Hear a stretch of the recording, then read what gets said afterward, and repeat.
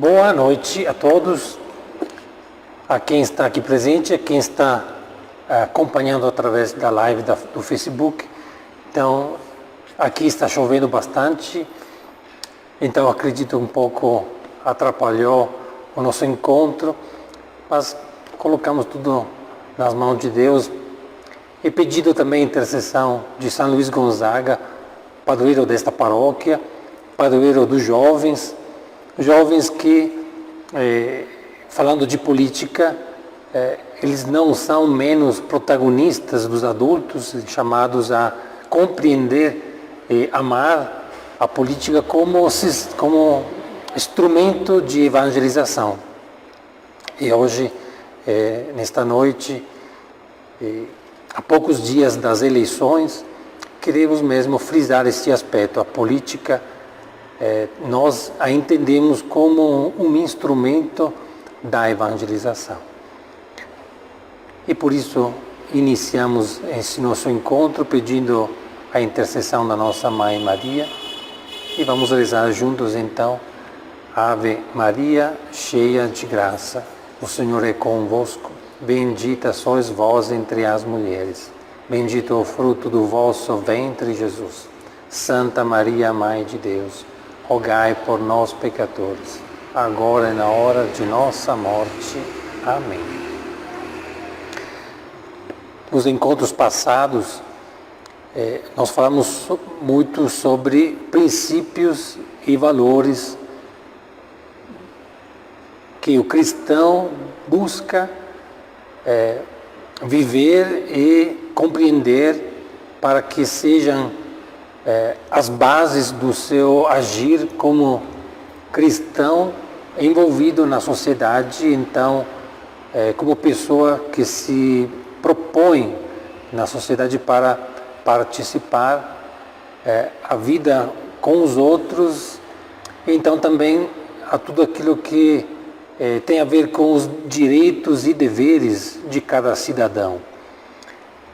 Tudo isso para a Igreja está pensado e colocado em ordem na doutrina social, que é aquele conjunto da doutrina que trata de forma específica da fé pensada para a vida na sociedade. Na realidade, a doutrina social ela abraça muitíssimas coisas do ser humano, da importância do ser humano como pessoa, a família, a presença da família na sociedade, a organização da sociedade, a finalidade da sociedade, como a sociedade deve ser organizada, então a política, as leis e tudo aquilo que depois os países, cada um com os seus governos, os seus sistemas políticos, depois o conjunto dos países precisam buscar para servir melhor a humanidade. Então, os temas da doutrina social são extremamente grandes, vastos. Nós apresentamos também outra vez este livro, o Compêndio da Doutrina Social da Igreja, que é como o resumo oficial do pensamento da Igreja sobre isso. Depois existem as encíclicas e os outros documentos dos papas escritos de forma particular para a área social, que vão integrando e desenvolvendo ainda mais tudo isso. Então, esses princípios e os valores, vamos novamente retomá-los: o bem comum e a destinação universal dos bens. É muito importante compreender, quando se fala de política, este princípio que a Igreja coloca na frente, isto é, o bem comum é a destinação universal dos bens. Antes de tudo, a Igreja pensa qual é o bem que é válido para todos. Isto é, o que realmente nós precisamos para ter uma vida digna, uma vida na altura daquilo que somos, daquilo que é o ser humano. Qual é o bem? O bem verdadeiro, o bem que é bom para qualquer pessoa neste mundo. Este é o bem comum. É o bem que deve ser garantido a cada pessoa. Cada pessoa merece este bem, porque é bom para todos. E ninguém deveria ficar excluído deste bem. Este bem não é apenas uma questão material, não é ter alimento a quantidade suficiente, ter sustento material da própria vida, ter emprego, ter uma casa, ter saúde, ter instrução, mas é também ter uma sociedade que promove tudo isso para todos. Então, uma estrutura social que possa cuidar de todos, sem esquecer de ninguém.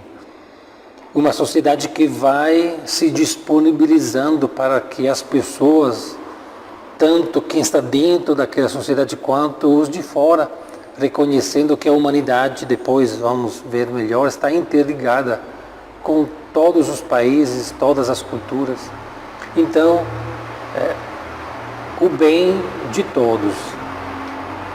E nós, como seres políticos, sempre temos que nos perguntar qual é o bem que é bom para todos.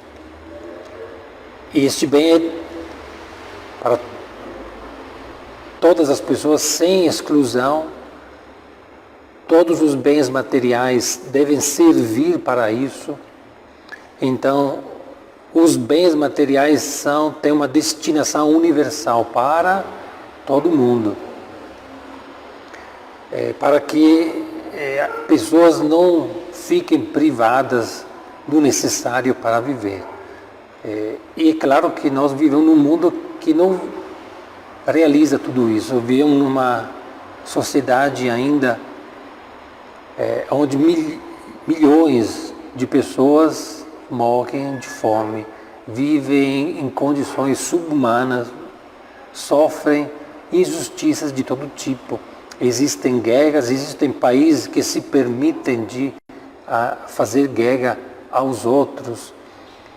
Existem conflitos enormes que destroem a humanidade o tempo todo. Então, falar do bem comum, do bem para todos, da destinação universal dos bens, significa encarar a situação do mundo tão trágica, tão cheia de tragédias, ainda hoje, ainda que o ser humano alcançou conhecimento, alcançou a possibilidade de oferecer a todas as pessoas este bem comum. Se nós compartilhássemos realmente os bens materiais e tivéssemos esta vontade política de ajudar quem não tem, quem está privado do necessário, toda a humanidade poderia viver em paz, viver nesta comunhão. É um ideal muito grande, mas é o horizonte da Igreja. E esse princípio, a Igreja se coloca como ponto de partida para o seu agir na sociedade, sempre pensando a esse grande sonho, este milagre, porque infelizmente no mundo tem muitas forças acontecendo para que não aconteça esse milagre, para que a humanidade continue dividida, continue em conflito, continue sofrendo, morrendo diante das injustiças. Depois, os princípios da subsidiariedade, da participação, e são os princípios que nos ajudam a compreender como cada um participa e contribui para a política, para o agir na sociedade, respeitando as competências e a capacidade de cada um. Quem tem mais experiência, quem tem mais condições, quem aprendeu, ajuda os novos que vão chegando, ajuda os pobres, ajuda quem tem menos condições para que possa crescer. A subsidiariedade em particular, ela visa ajudar sem criar dependência. Eu ajudo para que o outro possa aprender, para que o outro possa se tornar autônomo, caminhar com suas pernas, para que todos possam participar, ninguém se sinta excluído, ninguém possa dizer, eu não tenho voz, estou fora do jogo. Ainda que isso aconteça, né, ainda que no mundo haja muita exclusão, ainda que tenha muita prevaricação, muita dominação de alguns sobre os outros, esses princípios nos ajudam a compreender que para pensar a política precisa colocar em prática esses princípios, que são o princípio de base do agir político do cristão. Enfim, a solidariedade que une os princípios que falamos até agora, bem em síntese, porque a solidariedade diz, como eu expliquei as outras vezes, fazemos parte de um mesmo barco, que é este mundo, todo mundo está dentro deste barco, todo mundo compartilha o mesmo destino, de certa forma. Estamos ligados uns aos outros, estamos interdependentes. A humanidade está ligada, mas também a solidariedade quer dizer que esta ligação é o modo, a providência divina pela qual nós podemos nos ajudar reciprocamente. Mesmo porque estamos ligados, mesmo porque estamos no mesmo barco, então nós podemos estar ajudando o próximo. É o nosso agir quando nós buscamos o bem de todos, quando nós lutamos para o bem, ajudamos os outros, somos solidários, somos promotores da autonomia, do crescimento. Tudo isso vai beneficiar tantas outras pessoas, né? Até mais do que nós imaginamos. O bem faz bem para muitos, tanto como depois o mal faz mal. E se nós renunciamos a este compromisso, se nós fechamos o coração e queremos cuidar apenas de nós mesmos, estamos prejudicando muitos outros. Estamos fazendo o mal que faz mal a muitos outros. Esta é a solidariedade, esta faca de dois gumes, pelo qual então nós podemos multiplicar o bem, mas também podemos multiplicar o mal. Junto com esses princípios, a Igreja anuncia 3 grandes valores, como falamos outra vez,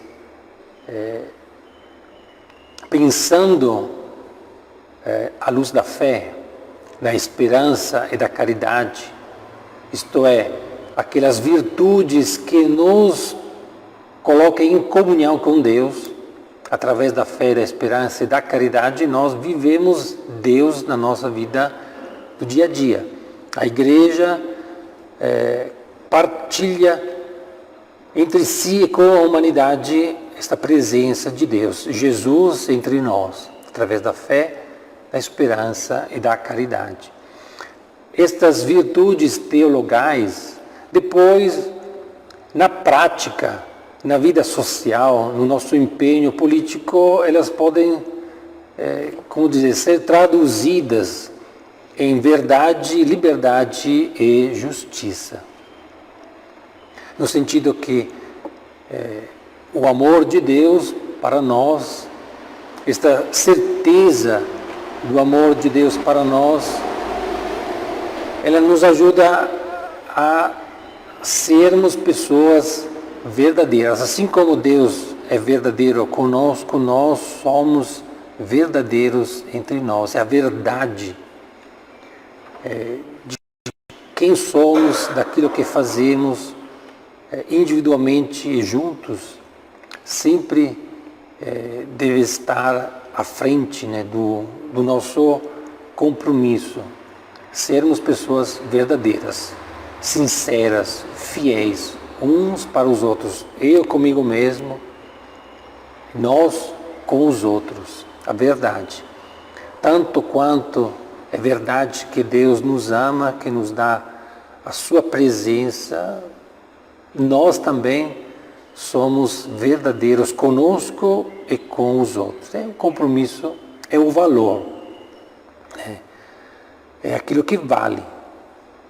É mais importante eu ser verdadeiro do que ganhar alguma coisa mentindo, né?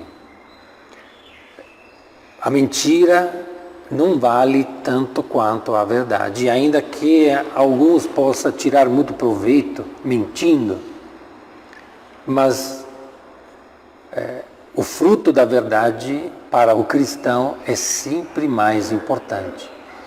Eu sendo verdadeiro posso ganhar menos do que mentindo, mas é mais importante ganhar menos e ser verdadeiro do que ganhar muito e ser mentiroso. Este é o valor da verdade. O valor da liberdade, como explicamos outra vez, o ser humano é imagem e semelhança de Deus. Somos a única criatura, tudo aquilo que existe no universo, a única criatura que tem consciência de si, que sabe de si mesmo e que sabe de ser criatura de Deus. Nós temos esta autonomia de criaturas porque somos a imagem de Deus. Deus em nós refletiu a sua identidade e, portanto, nós temos esta liberdade de sermos o que somos. Isso depende de nós. Uma pedra é uma pedra não porque escolheu de ser pedra, mas porque é pedaço de mineral, é pedra. O ser humano, ele se torna ser humano se ele quer. Se torna plenamente ser humano, se torna aquilo que é chamado a ser se ele quer. Se ele se dá esta liberdade de ser o que é chamado a ser. Então é muito diferente. Nós nascemos e temos esta missão de tornar o que somos. Seres humanos à imagem e semelhança de Deus. Essa é a liberdade. Esta liberdade é a responsabilidade de buscar o que somos, buscar viver plenamente a nossa humanidade, que é viver o amor, afinal. O amor de Deus que se manifesta depois em todos os aspectos da vida. Qualquer relação entre nós com a criação, com o mundo, no trabalho, na escola, na família, tudo nós podemos enxergar como um modo para viver o amor de Deus. Então, escolher livremente e se responsabilizar de fazer isso, para ser o que somos de verdade. A liberdade. É um valor extremamente interessante, né, pelo qual se falaria horas inteiras. Ele se entende, né? O ser humano não é livre para fazer o que quiser. Não é livre para destruir a si mesmo, destruir os outros, porque vai contra a sua natureza. Ainda que eu possa sentir dentro de mim raiva, posso sentir cobiça de tantas coisas, posso desejar ter, possuir, roubar, mas tudo isso não corresponde à minha verdadeira identidade, é a identidade de ninguém. Nenhum ser humano nasceu para ser um ladrão, ser um homicida, ser um malvado. Ninguém nasceu para isso. Nós todos nascemos para sermos a imagem de Deus, para viver o amor. E até que a gente não busca isso, continuaremos sempre a ser escravos de alguma coisa que nos engana, que nos fecha os olhos e nos leva para o mau caminho, para destruir a nós mesmos. Então não somos livres para fazer o que queremos. Ninguém é livre para isso. A liberdade não é absoluta, no sentido de eu faço o que quero. Isso nunca é liberdade. A liberdade é sempre eu faço o que é realmente bom, o que é verdadeiro, o que corresponde ao amor de Deus. Ali estou livre. E fazendo isso eu preciso me responsabilizar, porque o bem sempre me responsabiliza. Será que eu estou fazendo o certo? Será que eu estou comprometido realmente com isso? Será que estou tentando enganar alguém ou enganar a mim mesmo? A responsabilidade está sempre ligada à liberdade. A liberdade é este compromisso de autenticidade. A pessoa e de nós juntos, sermos pessoas autênticas. Ali somos livres de verdade. E a justiça, então, como recuperação da nossa verdadeira identidade, porque todo mundo experimenta tanta coisa errada, experimenta o mal, experimenta injustiças. E algo é injusto, é uma injustiça quando não respeita a nossa identidade, quando sofremos algum tipo de mal, ou quando estamos assistindo a um mal acontecendo contra nós, contra os outros, contra povos inteiros, contra a natureza, contra o mundo, contra a criação de Deus, a injustiça. Então, ao contrário, a justiça é buscar restaurar tudo isso. A justiça não tem nada a ver com punição. Nunca se faz justiça punindo um culpado por algo. Ali a justiça é muito mais do que isso. A punição não restaura nada. A punição pode só dar um castigo para alguém que fez algo de errado, mas aquele castigo não vai produzir nenhum bem, sobretudo para a vítima e também para quem cometeu o mal.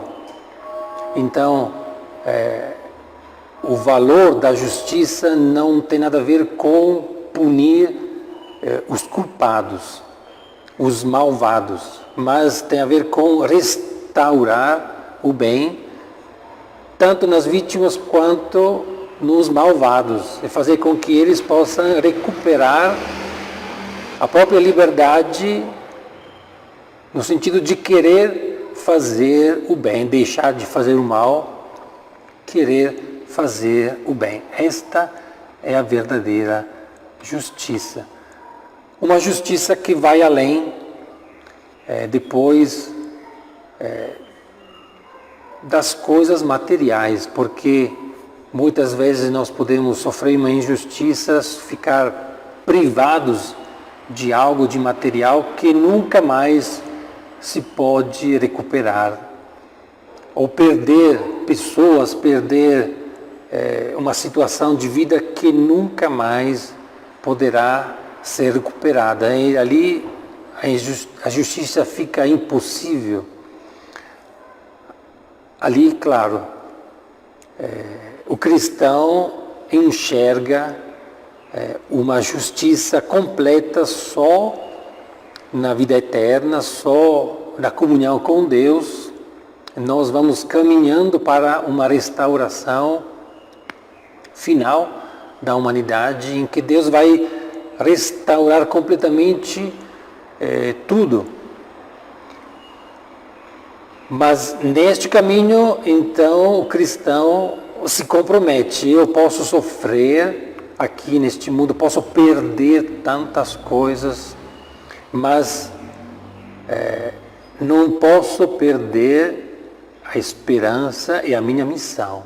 Não vou perder, não vou abrir mão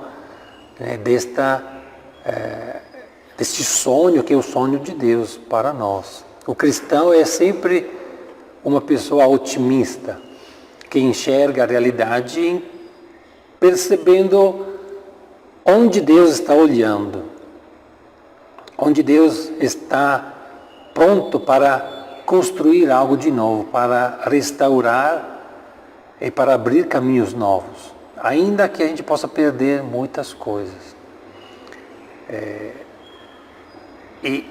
E aqui está a criatividade do amor, a criatividade de Deus.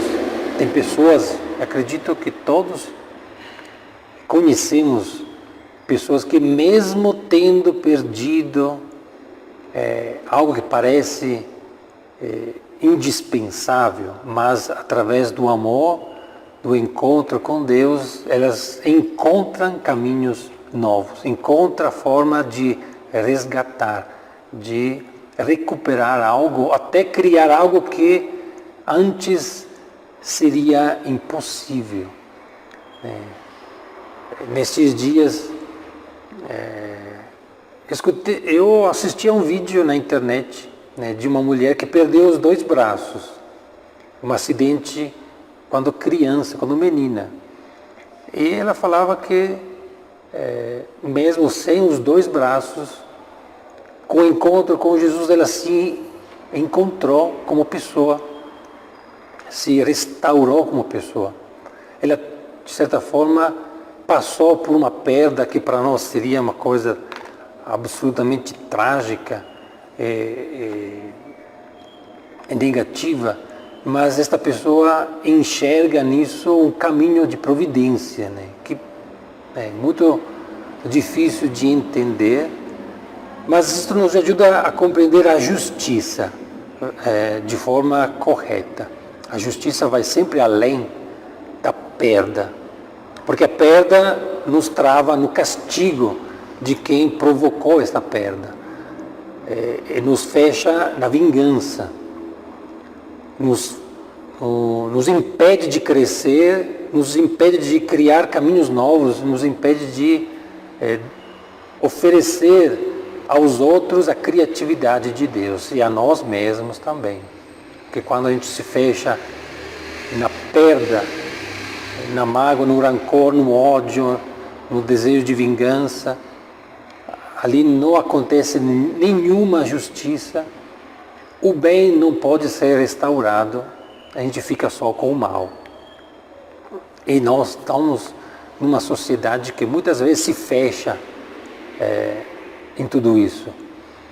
somos tentados a nos defender dos males que nos rodeiam usando a violência, usando as armas, ensinando as pessoas que é com as armas que a gente resolve os problemas na sociedade, se armando, que a sociedade ficaria melhor, mas isto vai de cheio contra os princípios da doutrina social da Igreja, que busca uma justiça muito superior ao castigo, muito mais. E nunca as armas vão servir para restaurar os outros, nunca. É a misericórdia, outros caminhos que são necessários para restaurar, para abrir espaço à criatividade de Deus. Então, esses são os princípios e os valores de base, é o chão da política para o cristão. Tudo aquilo que nós podemos pensar para imaginar a política deve sempre ter em conta este chão. Se a gente sai daqui, a gente se perde como cristão. A gente vai seguindo outras ideias, outras ideologias que estão presentes na sociedade.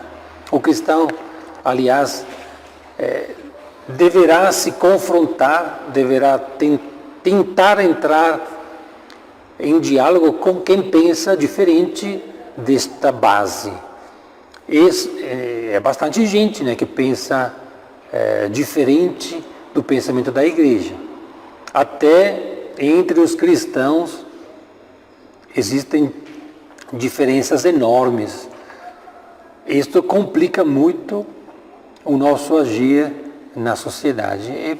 E por isso eu queria, neste momento, retomar 2 versículos dos Evangelhos que nos ajudam a refletir um pouco diante desta realidade. De um lado, o pensamento da Igreja é muito claro, é muito unitário. Uma coisa está ligada à outra, não é um conjunto de ideias jogadas lá, mas é um pensamento muito unitário. Cada elemento está ligado aos outros, porque tudo parte da revelação, parte da lógica de Deus e se reflete depois na vida concreta. O pensamento da Igreja não é um juntar ideias que as pessoas foram juntando no tempo, mas está sempre ligado à revelação. Porém, como falei, muitas pessoas não compartilham a revelação cristã. E entre os próprios cristãos, muitos entendem esta revelação de forma diferente. Existem muitas outras religiões, então existem muitos pensamentos, existem as pessoas que negam Deus, que entendem a vida do ser humano sem Deus, os ateus ou os agnósticos, aqueles que pensam, tanto faz que Deus exista ou não, não importa.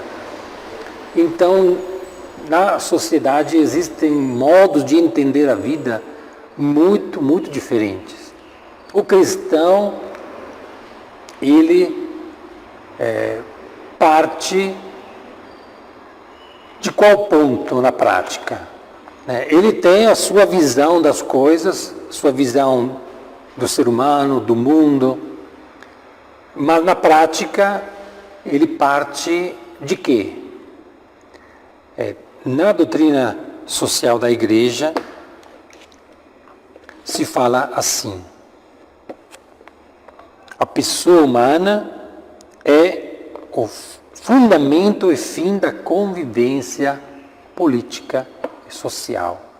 Para a Igreja, então, são as pessoas o ponto de referência, é o valor da pessoa humana. O cristão parte sempre deste ponto. Ele está diante de qualquer tipo de posição, né? O ateu, o agnóstico, pessoa de outras religiões, e fala sempre, as pessoas são mais importantes de qualquer outra coisa, mais importante do dinheiro, mais importante dos bens materiais, mais importante do poder, mais importantes de qualquer outro interesse, mais importante das ideias, mais importantes de defender até princípios. Pessoa concreta é mais importante. Sobretudo, as pessoas mais fragilizadas. Então, a igreja faz uma opção preferencial pelos pobres. As pessoas que estão mais dificuldade, que são mais indefesas. Ainda que toda pessoa é importante, toda pessoa é sempre o fim, nunca é um meio, é sempre um fim. Então, diante de quem pensa diferente, a igreja nos ensina sempre, olha, aquela pessoa que está na sua frente, que para você está falando besteira, está falando coisas ruins, aquela pessoa que até ela acaba se tornando sua inimiga porque ela pensa coisas perigosas contra você, contra a sociedade, dentro do pensamento da igreja, aquela pessoa é sempre Deus para você. A igreja nos ensina a olhar aos outros, dando sempre este valor enorme, também aos nossos inimigos. Este é o ponto de partida da igreja. Sobretudo quando a gente discorda com os outros. Quando a gente quer defender o próprio pensamento, defender os próprios princípios, defender a própria religião, a igreja fala, cuidado, você está diante de uma pessoa, a pessoa vem em primeiro lugar, você tenta que ela possa compreender, tenta que ela possa entender qual é o bem verdadeiro, ajuda ela de todas as formas cabíveis, das formas mais inteligentes para tentar trazer a pessoa do lado da verdade, do lado do amor de Deus, mas sempre respeitando aquela pessoa como o bem supremo e nunca ofendendo, nunca atacando, nunca querendo destruir aquela pessoa porque é seu inimigo. Esse é o ponto de partida da igreja. Isto nos remete a um versículo interessante do Evangelho de Mateus, que é no capítulo 10, versículo 16. Eis que envio vocês como ovelhas no meio de lobos. O cristão é uma ovelha no meio de lobos, na sociedade. Ele é chamado a permanecer uma ovelha. A ovelha, nos evangelhos, nos remete à nossa situação diante de Deus. Nós somos pessoas totalmente necessitadas de ser cuidadas por Deus. Deus é o nosso pastor. A ovelha sozinha não se cuida, se perde. Ela não dá conta de cuidar de si, ela precisa do pastor. Então, nós somos esta ovelha. Temos a consciência de sermos criaturas totalmente necessitadas de Deus. E que permanecem ovelhas, que não querem se tornar um animal diferente, né? No sentido, não querem ser ou ter uma autonomia especial para dizer, eu me viro na vida, não preciso de Deus, eu sei me virar, eu me torno um lobo. Quando uma ovelha não quer ser ovelha, quando o ser humano não se reconhece esta dependência no sentido bom, porque Deus nos trata como filhos, então ele acaba se tornando como um lobo, ele prejudica os outros. Nós, dentro de nós, temos esta situação ruim. Guardamos um lobo dentro de nós. Mas a fé nos ajuda a colocar em primeiro lugar a ovelha. E isto na sociedade, na vida social. Sermos ovelhas, mostrar a nossa ligação com Deus. E mostrar que os outros, olha, você que leva a vida como um lobo, você pode ser ovelha também, pode se transformar em ovelha. Deixa de lado o lobo que está dentro de você e se torna ovelha também. Esse é o nosso objetivo político, né? Ajudar a sociedade, as pessoas a enxergar a ovelha dentro de si e deixar de lado o lobo. Dizer, não, é melhor viver como ovelha. Esse é o grande desafio do cristão como político. Ele não vai querer destruir os outros porque são lobos, se tornando ele um outro lobo ao final das contas. Mas permanecer ovelha para convencer os outros a se tornar ovelhas também. Esse é o grande desafio da evangelização aplicada na política. E claro, quando a gente começa a discutir de política, a gente começa a esquentar, começa a brigar, começa a querer impor a própria visão das coisas, começa a acusar, né? Infelizmente, estamos diante, né, de uma situação muito enraizada em que quem pensa diferente de mim é um inimigo. E na política é um inimigo para atacar, para destruir, para dizer aquela pessoa é maldosa, aquela pessoa não deve ser eleita, e todo mundo que apoia aquela pessoa é inimigo.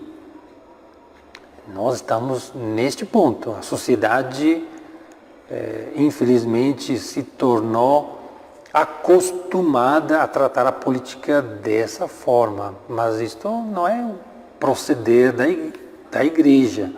E o católico, em particular, nunca deveria se comportar assim. O católico nunca deveria agredir os outros porque votam de uma forma que ele acha errada, né? Nunca deveria agredir, nunca deveria demonizar, mas deveria entrar naquele diálogo, dizer, eu sou ovelha e vou lá para ajudar os outros a serem ovelhas. Se eu vejo que tem coisas erradas, se eu vejo que a pessoa quer dar um apoio a coisas que são contra a igreja, ali precisa atrair para o Evangelho, não proceder com uma lógica que não tem nada a ver com o Evangelho, que não tem nada a ver com o ser e o permanecer ovelha. Então, o cristão sempre deveria buscar um diálogo construtivo, um diálogo inteligente, um diálogo que não é baseado no medo. Então ele vai tentar sempre mostrar que o outro está errado, que o outro é maldoso, que o outro tem maus intenções, mas um diálogo inteligente, construtivo, que vai buscando junto a verdade, que vai tentando entender o outro, que vai tentando conquistar o coração das pessoas, para que se tornem ovelhas, para que abra mão da violência, abra mão do orgulho, da superioridade, de tudo aquilo que o lobo, né, acredita que seja o melhor, né? O lobo, ele acha que é melhor agredir, é melhor matar os outros, porque eles é lobo. E dentro de nós tem isso. Dentro de nós temos um lado que deseja destruir o inimigo, no lugar de amá-lo, no lugar de estar junto com ele, para viver o amor de Deus. O cristão, ele deveria agir no debate político, no confronto político, no convencimento, né, do outro, na tentativa de ganhar eleitores, ou de convencer outras pessoas a escolher um determinado candidato, usando sempre esta lógica da ovelha diante dos lobos, e não de lobo diante de outros lobos, porque ali o Evangelho se perde. Então, primeiro, claro, o cristão tem que conhecer realmente o pensamento da igreja, e verificar, será que as minhas ideias políticas, as minhas ideias a respeito da política, da administração, correspondem com o Evangelho? E a partir dali, então, eu vou contribuir, vou dialogar, vou discutir, né, com os outros, permanecendo ovelha. O outro versículo interessante para nós, para compreender o nosso agir político, é no Evangelho de Lucas, capítulo 16, versículo 8. O Senhor elogiou o administrador desonesto, porque agiu com esperteza. Pois os filhos deste mundo são mais espertos no trato com sua gente do que os filhos da luz.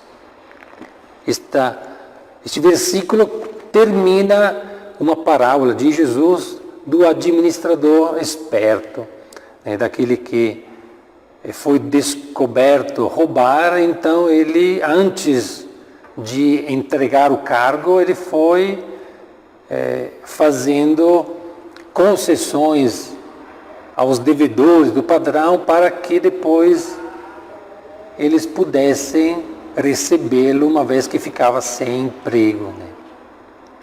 E Jesus comenta: os filhos deste mundo são mais espertos do que os filhos da luz. Isso tem a ver com a nossa responsabilidade dentro da sociedade. Nós somos filhos da luz, ou deveriam ser, enquanto cristãos, filhos da luz. E ser filhos da luz também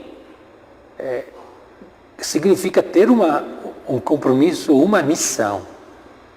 A nossa missão é construir o reino de Deus, colaborar para o reino de Deus, para que o bem comum, né, aquele bem que é realmente bom para todos, seja realmente oferecido a todos, que não tenha pessoas privadas deste bem. Então, nós temos uma missão para cumprir. Temos que ter esperteza para que esta missão possa se realizar. E Jesus, já no Evangelho, fala, mas os filhos deste mundo são mais espertos. E é aquilo que a gente percebe na realidade social e política no mundo. Porque o que aconteceu? O filho da luz, a pessoa, o cristão, o bom cristão, honesto, é a pessoa que reza, busca Deus, procura ser um bom cidadão, então paga o imposto, não rouba, não se aproveita dos outros, né? É realmente comprometido com aquilo que ele aprende no Evangelho. Mas muitas vezes este cidadão tão bom, né, este filho da luz, ele fica cuidando simplesmente do seu pequeno mundo, da família, né, com seus amigos, no máximo. Ele não vai muito além disso, né? O filho da luz, mesmo porque é uma pessoa que procura ser honesta, uma pessoa que não quer tomar o lugar dos outros, não quer prevalecer nos outros,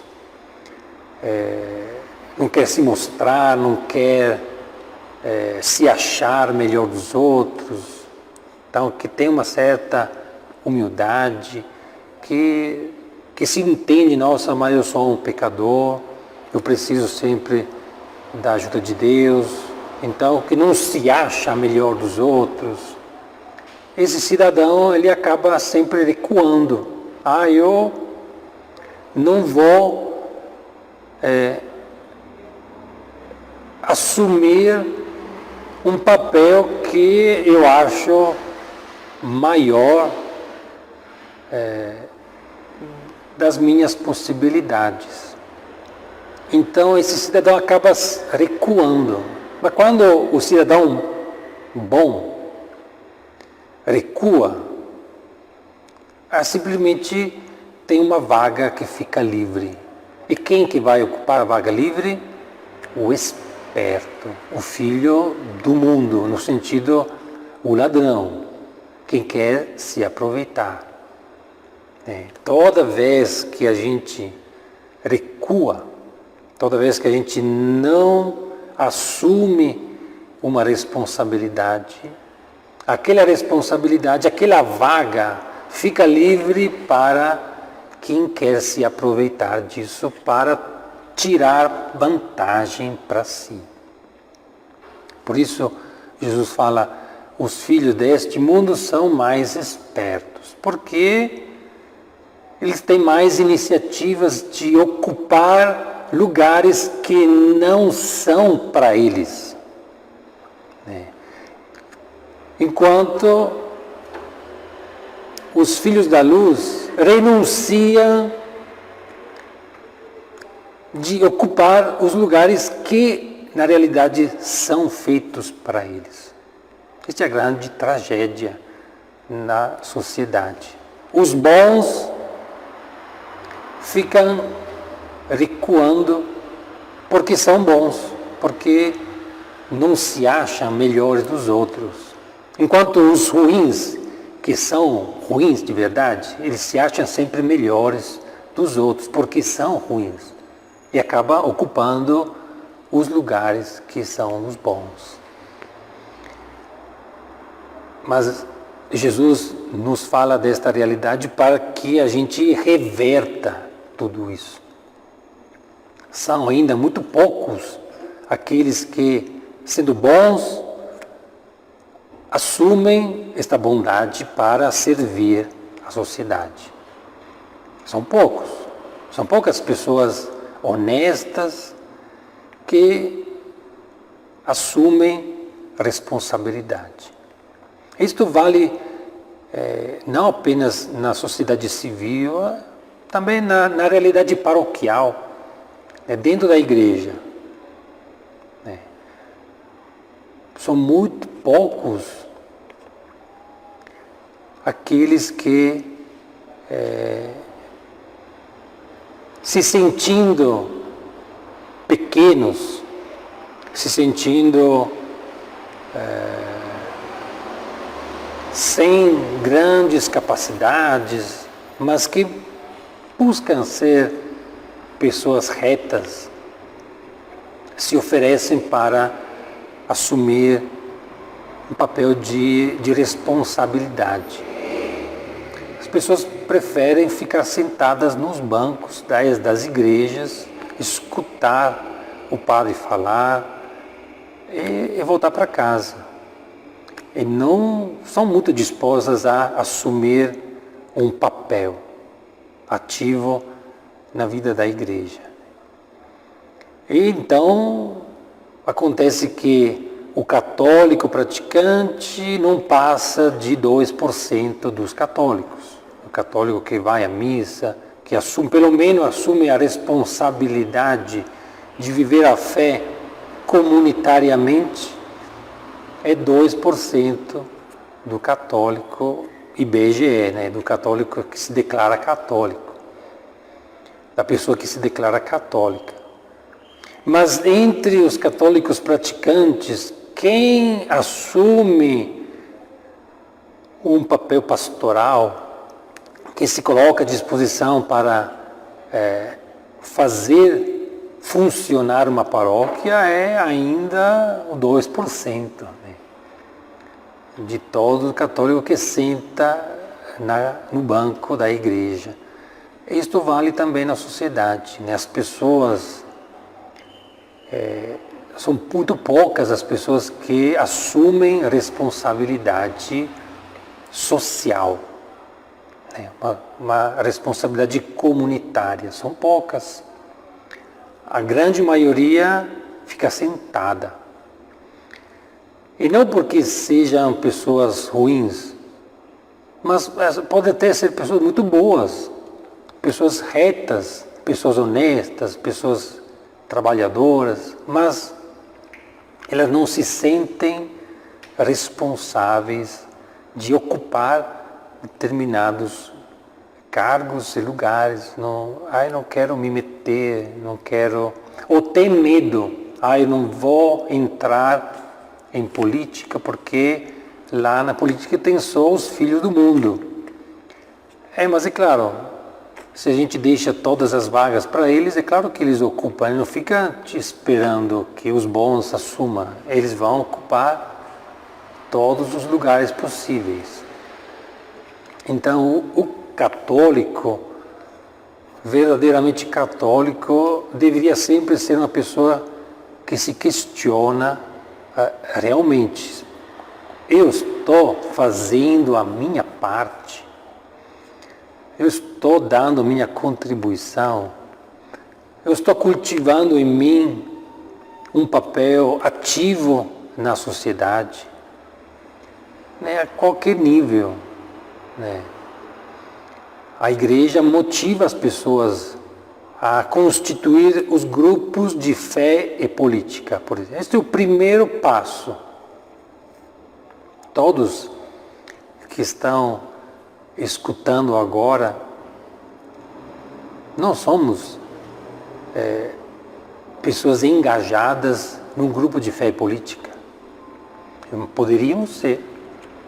Poderíamos constituir grupos de fé e política para aprender a assumir o nosso papel político, porque a política é um instrumento da evangelização, é um instrumento da missão da igreja, é um instrumento com o qual nós procuramos que lobos se tornem ovelhas. um instrumento para que os pobres possam receber o que é justo, possam ser resgatados, para que as pessoas possam recuperar e ser restauradas. É através da política que acontece isso. Os milagres acontecem em primeiro lugar através da normalidade. O amor de Deus é o milagre que acontece através do nosso compromisso, que faz acontecer o bem entre nós, que transforma a sociedade.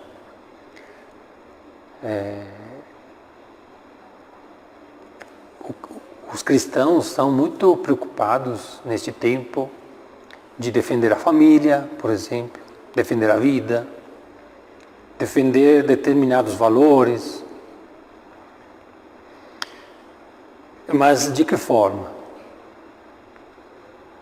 Acusando quem pensa diferente, ou querendo impor uma determinada visão de família. Se fala da família tradicional, mas na sociedade existem milhões de pessoas que têm família diferente. E o cristão acaba sentindo desconforto, né? No meio de uma sociedade muito diferente, que pensa diferente. Mas a família que está no coração da fé, o valor da família, como é que nós estamos oferecendo isso aos outros? A família deveria ser aquela ovelha que transforma outros em ovelhas. A lógica do Evangelho é sempre a mesma. Então, eu vejo muitos que simplesmente se fecham na própria situação pessoal, na própria casa, que olham para a sociedade de uma forma muito negativa, que encontra só defeitos, encontra só lobos, e não querem ir no meio lá, não quer. Eu sou uma ovelha e não tenho nada a ver com os lobos. Mas o Evangelho não fala desse jeito. O Evangelho fala: eu vos envio como ovelhas para o meio dos lobos.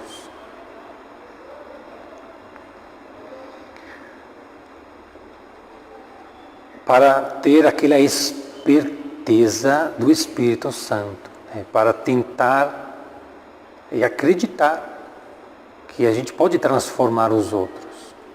Mas isso acontece não através de milagres particulares, Não é que do nada Deus muda as pessoas e as pessoas começam a pensar de outra forma. Não. Acontece através do diálogo, através do convencimento do outro, através mostrando a verdade dos valores, mostrando o bom, que é realmente bom também para os outros.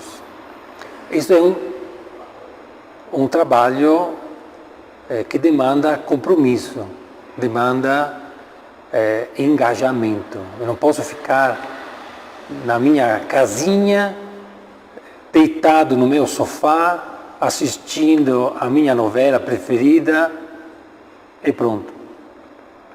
E sendo um bom cristão desse jeito.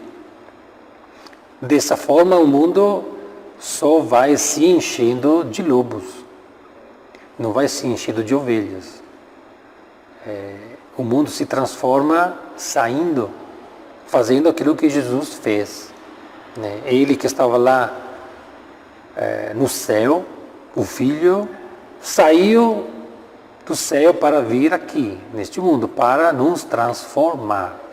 Ele não é que ficou lá no céu, ele desceu. O cristão tem que descer na humanidade ferida, machucada, na humanidade desviada, na humanidade que acredita em bobagens, para ser iluminada pela luz da fé, pelos valores, pelos princípios que a gente vive, pelos quais nos comprometemos, pelos quais damos a vida.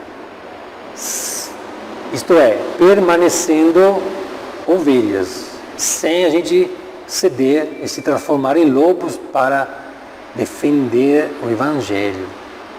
O Evangelho nunca se defende sendo lobos, mas permanecendo ovelhas. Isso é o compromisso do cristão. É o grande desafio que a igreja tem na sociedade.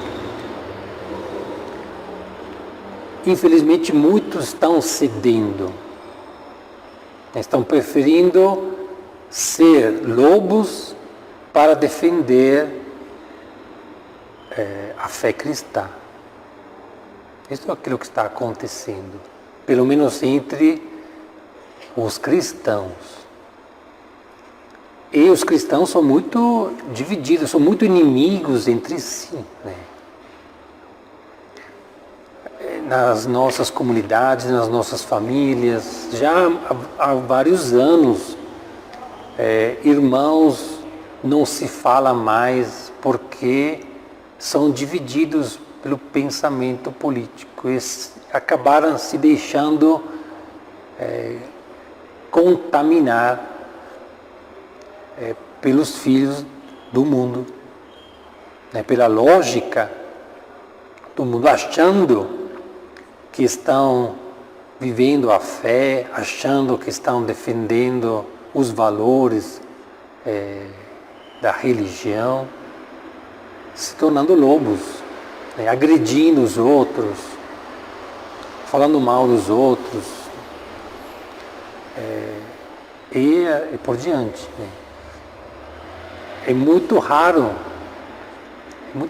ver nas conversas, em redes sociais, cristãos permanecer ovelhas e construir um diálogo inteligente que possa servir a alguma coisa, em que você vê, né, aquela pessoa é uma ovelha que permanece ovelha, que está tentando trazer para esta identidade de ovelha os outros. É muito raro de ver isso. Muito raro. Grande parte que se vê é lobos, ovelhas que se transformam em lobos, achando que isso é a forma melhor para defender o Evangelho. Isso é jogar fora o Evangelho. Assim, de antemão, não vai defender nada, só prejudica o Evangelho, só cria confusão, só convence as pessoas que a proposta do Evangelho é bobagem, né? Tem muita gente boa que fica escandalizada com o comportamento dos cristãos, né? Tem muita gente que se torna ateu vendo o que os cristãos estão fazendo, né? O escândalo. Os cristãos na vida social e política, brigando o tempo todo, falando mal um dos outros, se metendo em comportamentos totalmente contrários ao básico, né, do Evangelho, em nome de Deus, né? Então, convencendo ainda mais tantas pessoas boas que Deus não serve para nada, né? Tem muita gente boa que pensa assim, simplesmente pelo escândalo que os cristãos estão provocando na sociedade. Pessoas, né, convencidas que é assim que deve ser levado para frente, né, os interesses da igreja. Será que é isso que está no Evangelho? Será que nós somos chamados a construir o reino de Deus, conquistando com a violência os outros ou impondo a nossa vontade nos outros? A igreja não defende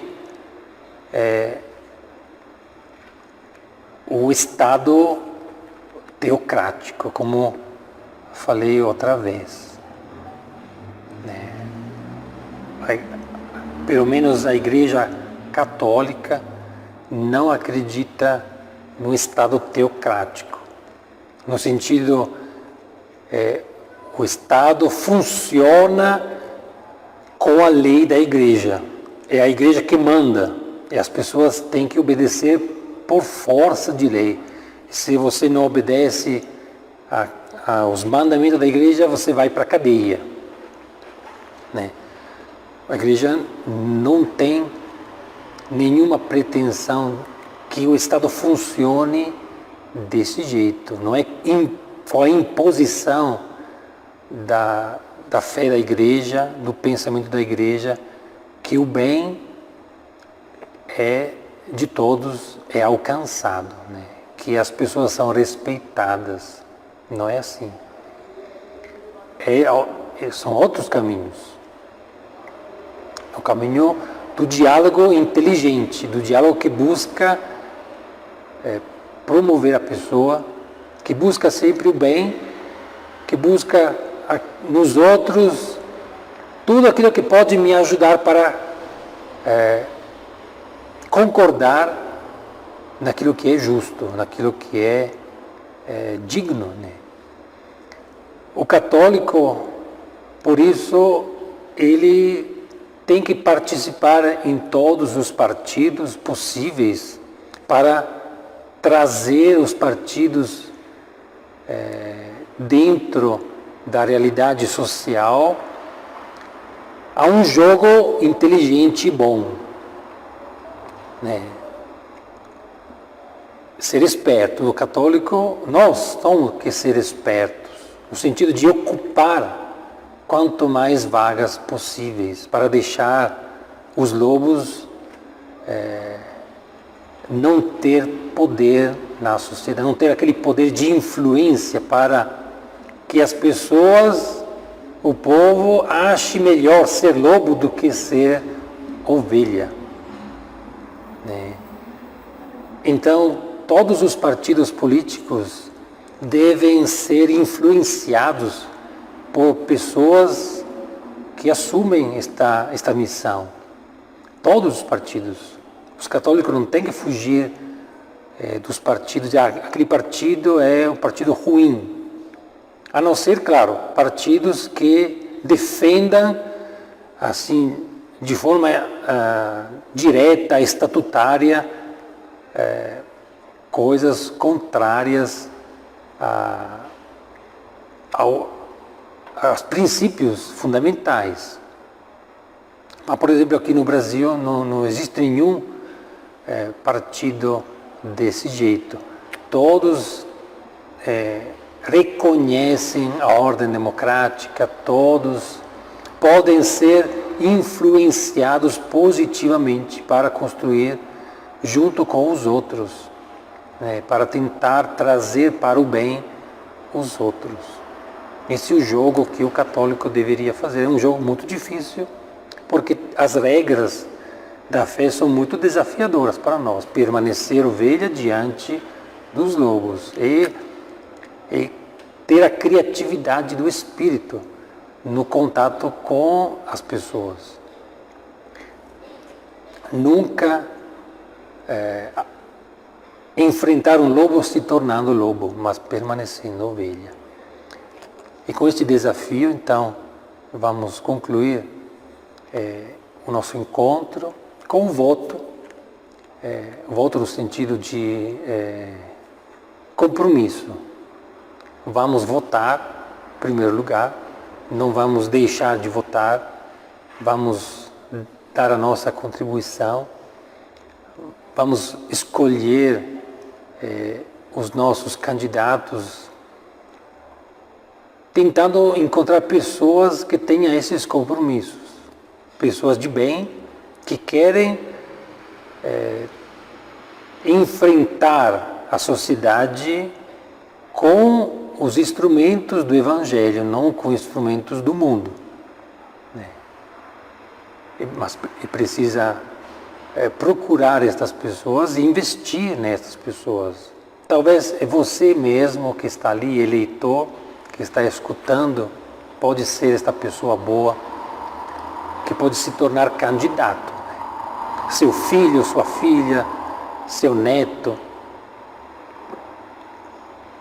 Quem que vai ocupar os lugares para ter uma sociedade melhor são as pessoas boas. Se você é uma pessoa boa, uma pessoa comprometida com o bem, uma pessoa honesta, uma pessoa que é verdadeira, que busca a liberdade, que busca o bem, que busca o amor de Deus, então é você a pessoa certa para se tornar um candidato. E não deixe de ser isso. Não deixe a outros o seu lugar como político, como cidadão. Ave Maria, cheia de graça, o Senhor é convosco. Bendita sois vós entre as mulheres, bendito o fruto do vosso ventre, Jesus. Santa Maria, Mãe de Deus, rogai por nós, pecadores, agora e na hora de nossa morte. Amém. Pela intercessão de São Luís Gonzaga e de todos os nossos padroeiros, os nossos santos, pelos quais temos devoção e desejamos imitá-los, nos abençoe Deus que é Pai, Filho e Espírito Santo. Amém. Forte abraço e boa noite a todos.